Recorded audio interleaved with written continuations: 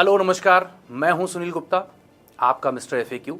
और आज हम कुछ सवालों और जवाबों को लेकर के आए हैं जिसका विषय है हेल्थ इंश्योरेंस और उसके क्लेम में रिजेक्शन से होने वाली problems.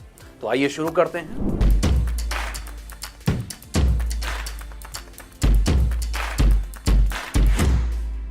FAQ number 1, claim rejection से बचने के लिए हमें पॉलिसी लेते समय क्या सावधानी बरतनी चाहिए? जनरली हेल्थ इंश्योरेंस लेते समय लोग सिर्फ प्रीमियम पे ध्यान देते हैं। जिस पॉलिसी का या जिस प्लान का प्रीमियम कम हुआ वो प्लान ले लेते हैं, जबकि ये सफिशिएंट नहीं है।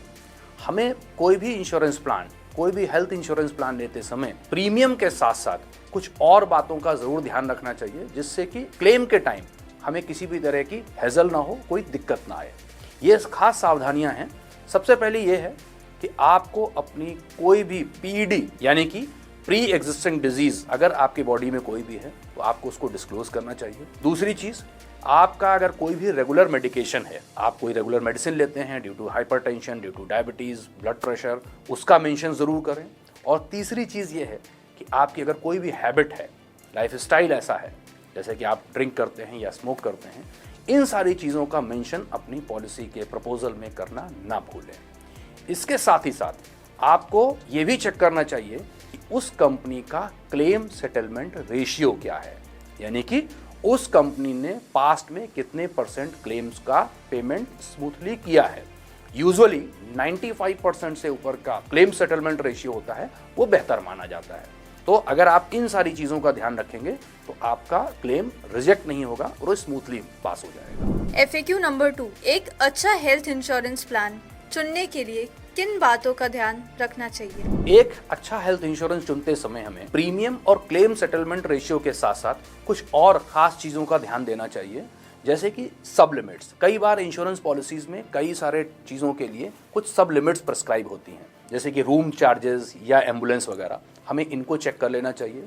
उसके अलावा कई बार कुछ पीईडीज यानी कि प्री एग्जिस्टिंग डिजीजेस या स्पेसिफाइड डिजीजेस के लिए कुछ वेटिंग पीरियड होता है, हमें उसको स्टडी कर लेना चाहिए। तीसरी चीज, हमें पॉलिसी एक्सक्लूजन्स और उसके अंदर की डिफरेंट टर्म्स एंड कंडीशंस को ध्यान से स्टडी कर लेना चाहिए। और चौथी सबसे इंपॉर्टेंट चीज, वो स्पेशली अगर आप सीनियर सिटीजन हैं तो आपको ध्यान में रखना चाहिए, वो होता है को पेमेंट क्लॉज।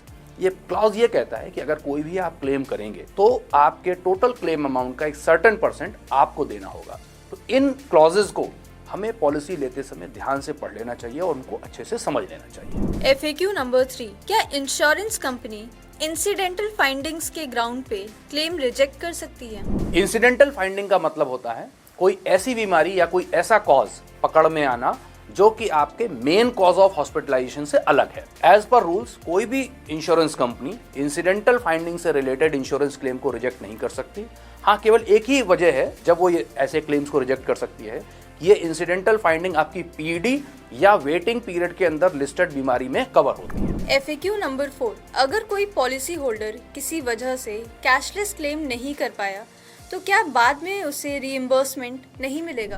अगर आप ड्यूरिंग योर हॉस्पिटलाइजेशन किसी कारण से अपना कैशलेस क्लेम लॉग नहीं कर पाते हैं तो पोस्ट हॉस्पिटलाइजेशन आप इंश्योरेंस कंपनी को प्रॉपर डॉक्यूमेंट्स के साथ अपना रीइंबर्समेंट क्लेम लॉग कर सकते हैं और इंश्योरेंस कंपनी की जिम्मेदारी है कि वो आपको आपका रीइंबर्समेंट देगी। FAQ नंबर 5, अगर कोई इंश्योरेंस कंपनी क्लेम को रिजेक्ट कर देती है तो पॉलिसी होल्डर को क्या करना चाहिए?